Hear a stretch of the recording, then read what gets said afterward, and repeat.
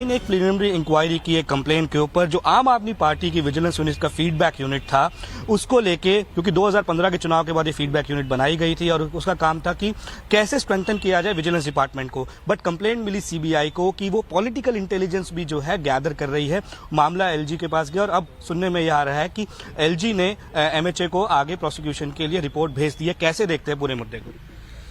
देखिए, ये सारी बातें जो भी आपने बताई कि एक दिल्ली सरकार की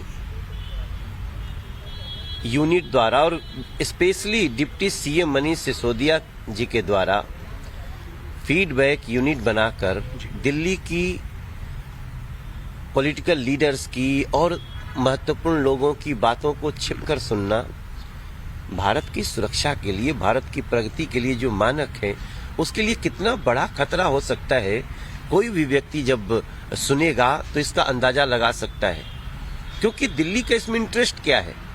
इसका मतलब कि कहीं न कहीं ये भारत की गोपनीय बातों को कहीं लीक कर रहे हैं, जो कि एक बहुत बड़ी चिंता की बात है। इसलिए हम चाहते हैं कि इसमें कार्रवाई हो।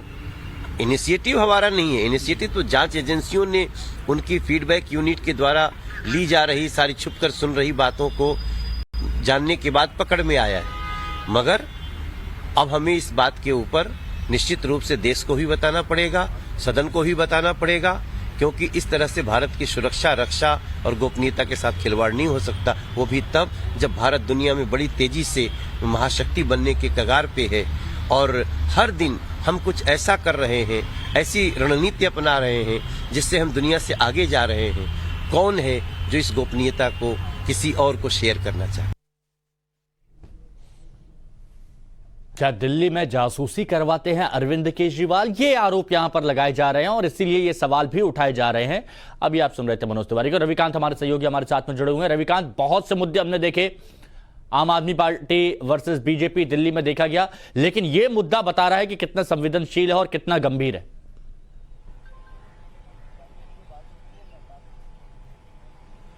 देखिए हिमांशु, फोन टैपिंग या किसी की बात को सुनने की एक पूरी प्रक्रिया होती है और उसी के आधार पर पूरे कॉम्पिटेंट अथॉरिटी के सैंक्शन के बाद इस तरीके की प्रक्रिया को अपनाया जाता है।